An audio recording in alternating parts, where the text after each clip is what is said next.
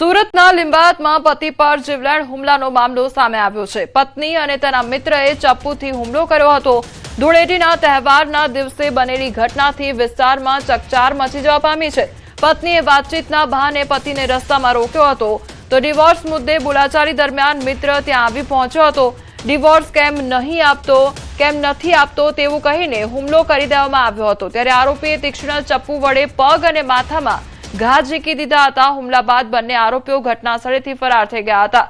તો લિંબાયત પોલીસે પત્ની મમતા અને સતીલાલ ઉર્ફે બુમલા વિરુદ્ધ ગુનો નોંધવામાં આવ્યો છે અને તપાસ પણ શરૂ કરવામાં આવી છે। તો સુરતના સરથાણા વિસ્તારમાં જાહેર મારામારીની ઘટના સામે આવી છે। બે જૂથ વચ્ચે રસ્તા પર મારામારી થઈ હતી। મહિલાઓ પણ લાકડીઓ અને ધોકાઓ લઈને મારામારી કરતી જોવા મળી હતી। તો મારામારીનો વિડીયો પણ વાયરલ થયો છે। તો અલગ અલગ તસવીરો સામે આવી છે કે જ્યાં એક તરફ મારામારીની ઘટના બની છે ત્યારે બીજી તરફ સુરતની એ ઘટના કે જ્યાં કળયુગી પુત્રની હેવાનિયતનો વિડીયો પણ વાયરલ થયો છે। નિષ્ઠુર પુત્રએ ઘર કંકાસમાં માતાને માર માર્યો હતો। કતાર ગામના ડભોલી વિસ્તારનો એ વિડીયો કે જ્યાં માતાએ પુત્રના મિત્રને ઘરે બોલાવતા હોબાળો થઈ ગયો હતો। મિત્રની સામે જ પુત્રએ માતાને વાળ પકડીને મારી અને મિત્રોએ પણ અપશબ્દો બોલીને પુત્રને માર માર્યો હતો। આ અલગ અલગ સુરતની તસવીરો સામે આવી છે। શહેરના કરદાતાઓને રાહત આપવાના હેતુથી એક યોજનાની જાહેરાત કરવામાં આવી છે જેમાં મહેસાણા મહાનગરપાલિકાના બાકી વેરા ધારકો માટે એક સુવર્ણ તક છે। મહેસાણા મહાનગરપાલિકા દ્વારા વર્ષ 2026 માટે મિલકત વેરા તેમજ પ્રોફેશનલ ટેક્સ માટે વ્યાજ અને પેનલ્ટી માફી યોજના જાહેર કરવામાં આવી। ધારાસભ્ય મુકેશ કુમાર ડી પટેલની રજૂઆત બાદ આ નિર્ણય લેવામાં આવ્યો। તો આ યોજના અંતર્ગત રહેણાંક મિલકતો માટે 100% માફી આપવામાં આવશે જ્યારે બિન રહેણાંક એટલે કે કોમર્શિયલ મિલકતો અને પ્રોફેશનલ ટેક્સના બાકીદારોને 50% માફી મળશે। માત્ર બાકીદારો જ નહીં પરંતુ નિયમિત વેરો ભરનારા મિલકત ધારકો માટે પણ 10% વળતર યોજના લાગુ કરવામાં આવી છે। જે ટેક્સની રાહતનો નિર્ણય છે એ માં જેટલી પણ પાછલી બાકી હોય 31 માર્ચ 2026 પહેલાની એના ઉપર જે વ્યાજ અને પેનલ્ટી લાગેલી હોય એને માફ કરવામાં આવશે। 100% માફી રહેણાંક મિલકતો માટે મળશે। ગીર સોમનાથની વિવાદિત વીબી નાંદોડ બીએડ કોલેજના 60થી વધુ વિદ્યાર્થીઓએ ન્યાયની માંગ સાથે જૂનાગઢ ભક્ત કવિ નરસિંહ મહેતા યુનિવર્સિટી ખાતે વિરોધ નોંધાવ્યો હતો। કોલેજ સામે નકલી દસ્તાવેજોના આધારે છેતરપિંડીની એફઆઈઆર નોંધાતા વિદ્યાર્થીઓમાં ભારે રોષ જોવા મળ્યો છે। તો મામલો સામે આવતા યુનિવર્સિટીના કુલપતિએ કડક વલણ અપનાવ્યું છે। યુનિવર્સિટીએ સત્તાવાર જાહેરાત કરી છે કે જૂન 2025થી આ કોલેજની માન્યતા રદ કરી દેવામાં આવી છે। આ નિર્ણયથી 2023થી 2026ની બેચના વિદ્યાર્થીઓના શૈક્ષણિક ભવિષ્ય પર પ્રશ્નચિહ્ન લાગી ગયું છે। વિદ્યાર્થીઓએ યુનિવર્સિટી તંત્રને આવેદનપત્ર આપી અન્ય કોલેજોમાં પ્રવેશની લેખિત ખાતરી માંગી છે। યુનિવર્સિટીએ પણ ખાતરી આપી છે કે પોલીસ તપાસમાં સહયોગ આપવામાં આવશે અને કોઈપણ વિદ્યાર્થીનું શૈક્ષણિક વર્ષ બગડવા દેવામાં નહીં આવે। છતાં વિદ્યાર્થીઓમાં ચિંતા યથાવત જોવા મળી રહી છે। બીએડ કોલેજ છે અને એનસીટી નું પ્રમાણપત્ર છે ઇનવેલિડ છે, માન્ય નથી।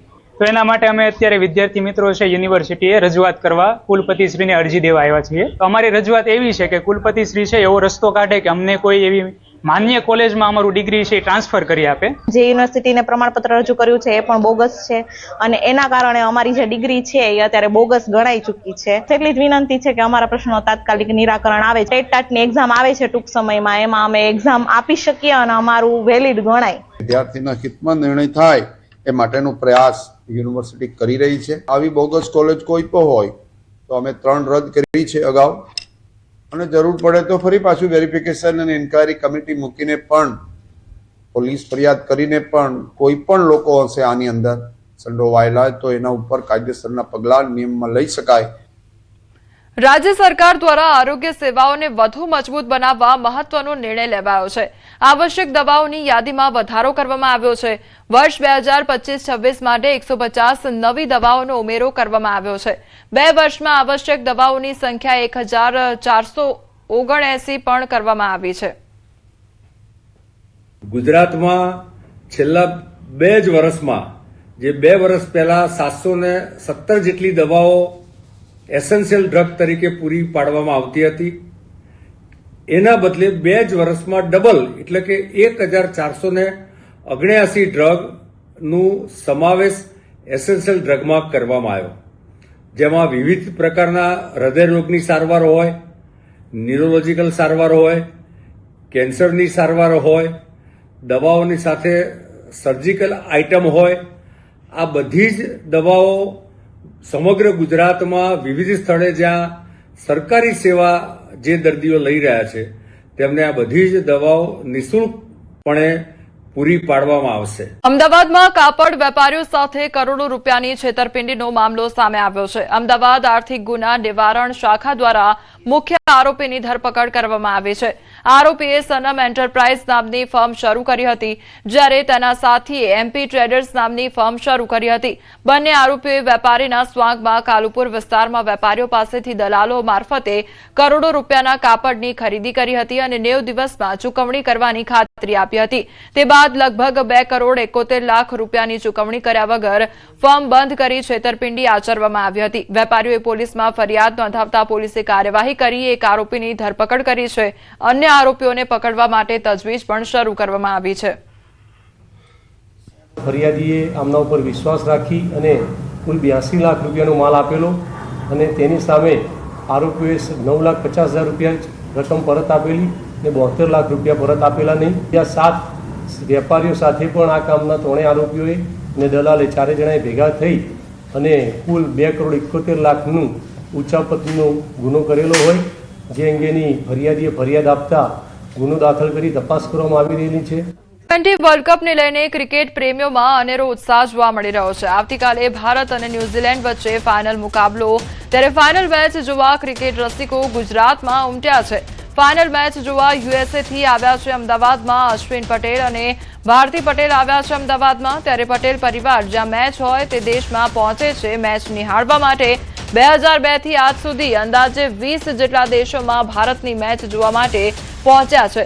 અનેક ખેલાડી સાથે ફોટો અને યાદગાર વાત પણ તેમના દ્વારા જણાવવામાં આવી છે.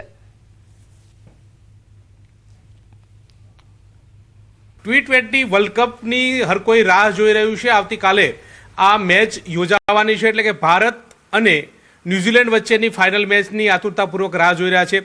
પરંતુ ક્રિકેટ પ્રેમીઓ એવા છે કે દેશ નહીં દુનિયાના સીમાડાથી ભારતમાં ગુજરાતમાં આવી રહ્યા છે આ ફક્ત મેચ નિહાળવા માટે. એવા જ અશ્વિનભાઈ પટેલ કે જેઓ યુએસએ વસે છે, યુએસએના નાગરિક છે, મૂળ ભારતીય છે, મૂળ ગુજરાતી છે, પરંતુ ત્યાંથી સ્પેશિયલ મેચ જોવા માટે ગુજરાત આવ્યા છે, વતનમાં આવ્યા છે. તેમની સાથે વાત કરીશું. અશ્વિનભાઈ, વતનમાં મેચ જોવાનો અનેરો આનંદ, કેટલા દેશોમાં અત્યાર સુધી મેચ જોઈ છે તમે? સ્પેશિયલ મેચ હોય ત્યાં પહોંચી જાવ છો, કેટલી મેચો જોઈ? અત્યાર સુધી સ્ટાર્ટ થઈ ત્યાં સુધીમાં 2002થી શરૂ કરી આજ જે 2026 એમાં 2002માં વેસ્ટ ઇન્ડિઝ, 2007 T20 વર્લ્ડ કપની શરૂઆતમાં સાઉથ આફ્રિકા, ત્યારે પછી 2013માં ફરી West Indies, 2019 England, India versus ન્યૂઝીલેન્ડની જે સેમિફાઇનલ બનેલી આપણે હાર્યા, અને ઇંગ્લેન્ડ વર્સિસ ન્યૂઝીલેન્ડ જે ફાઇનલ 2 વખત ટાઈ થઈ એ જોઈ. એ પછી 2023 ન્યૂઝીલેન્ડમાં ગયા, ત્યાં 5 સિરીઝની વન ડે જોઈ. અને આ વખત ખરેખર ભારતમાં T20 વર્લ્ડ કપ અને એમાંય પહેલાં આવ્યા નેધરલેન્ડ સામે જોઈ, બીજી match south Africa, Ahmedabad Modi stadium, Chennai ગયા, કલકત્તા ગયા, મુંબઈ ગયા ગઈકાલે સેમિફાઇનલ, અને કાલે હવે ફાઇનલ માટે રાહ જોઈને બેઠા છીએ. ક્રિકેટ રસિકો દૂર દૂરથી ક્રિકેટ નિહાળવા માટે આવતા હોય છે અને આ ફેમિલી યુએસએ રહે છે. 2002થી જ્યાં મેચ હોય છે ત્યાં પહોંચી જાય છે. જે હોટલની અંદર ક્રિકેટરો રહેતા હોય છે તે જ હોટલમાં રહેવાનો પ્રયાસ કરે છે અને તે જ હોટલમાં રહે છે. અને ત્યાંથી આ ક્રિકેટ લવરો તે પોતાની જે દેશ માટેનું જુનૂન હોય છે, દેશ માટેનો જજ્બા હોય છે તે કાયમ રાખે છે અને આ મેચ નિહાળવા માટે પહોંચી જતા હોય છે અને તે પોતાની વાતો જે છે તે કરી રહ્યા છે. ખાતે આવેલા બાભરકોટ માર્કેટિંગ યાર્ડમાં તુવેરના પાકની ટેકાના ભાવે ખરીદીનો વિધિવત શુભારંભ કરવામાં આવ્યો. તો બોટાદ જિલ્લાના ખેડૂતોને લાભ મળે તે માટે ભારત સરકારની PSS યોજના હેઠળ ગુજકો માસોલ અને નાફેડના સહયોગથી ખરીદી શરૂ કરાઈ છે. તુવેરનો ટેકાનો ભાવ પ્રતિ ક્વિન્ટલ 8,000 રૂપિયા અને પ્રતિમણ 1,600 રૂપિયા નક્કી કરવામાં આવ્યો છે. જ્યારે હાલ બજારમાં પ્રતિમણ આશરે 1,400 રૂપિયાનો ભાવ ચાલી રહ્યો છે. એટલે ખેડૂતોને પ્રતિમણ લગભગ 200 રૂપિયાનો વધારાનો લાભ મળી રહ્યો હોવાથી ખેડૂતોમાં ખુશી જોવા મળી રહી છે. માર્કેટિંગ યાર્ડના ચેરમેન મનહરભાઈ માતરિયા અને આગેવાનોની હાજરીમાં દીપ પ્રાગટ્ય અને પૂજન સાથે કાર્યક્રમ યોજાયો હતો. તુવેરની ખરીદીની આજે બોટાદ જિલ્લાની અંદર શરૂઆત થઈ છે. બોટાદ ખાતે કુલ 300 અરજીઓ ખેડૂતોએ કરેલ છે. એ અનુસંધાને આજે બોટાદના પાળિયાદ ખાતે આવેલ સોબિયાર્ડ ખાતે તુવેરની ખરીદીની કામગીરી શરૂ થઈ છે, જેમાં પ્રતિ ક્વિન્ટલ દીઠ 8,000 રૂપિયા એટલે કે મણ દીઠ 1,600 રૂપિયાના ભાવો છે. માર્કેટની અંદર 1,300 થી 1,400ના ભાવ ચાલે છે. ત્યારે ખેડૂતોએ જે લોકોએ નોંધણી કરાવી છે એવા ખેડૂતોને મણે 200 રૂપિયા જેવી માતબર રકમ મળશે. વેચાણ સારા ભાવથી થઈ રહ્યું છે. 1,600 રૂપિયા ભાવ મળે છે. બજારમાં નીચા ભાવ છે, અહીં સારા ભાવ છે. પેલા નોંધણી કરાવી હતી, કાલે મેસેજ આવ્યો હતો, પછી ફોન આવ્યો હતો અને આજે હું લઈને આવ્યો છું તુવેર.